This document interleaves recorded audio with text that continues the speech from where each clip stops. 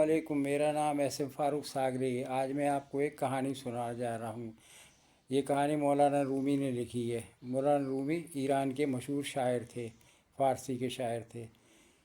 मौलाना रूमी लिखते हैं कि एक दफ़ा का ज़िक्र है कि एक आदमी था, बड़ी शेखियाँ मारता था, बहुत शेखियाँ मारता था। बड़े बड़े लोगों की महफिल में जाके बैठता तो वो बताता कि देखो जी, मैं तो आज बड़े मैंने मुर्गे खाए, बड़े मैंने पुलाव जर्दे खाए, वो फिरनी खाई है। और जाने से पहले घर से ना इसने एक चर्बी का टुकड़ा रखा था, ये दुम्बे की चर्बी का टुकड़ा, उससे अपनी मूँछों पे खूब रगड़ता, होंठों पर रगड़ता ताकि वो खूब चमके। अब बड़े लोग बड़े वो होते हैं मुतासर कि हाँ भाई ठीक है, इसके तो चेहरे से ज़ाहिर हो रहा है कि खूब खा पी के आया है। एक दफ़ा क्या हुआ कि वो बच्चा दौड़ा दौड़ा आया कि अब्बा अब्बा वो जो इसके चर्बी का टुकड़ा आपने रखा हुआ था ना, वो बिल्ली ले गई। हमने पकड़ने की कोशिश की लेकिन वो हाथ ही नहीं आई।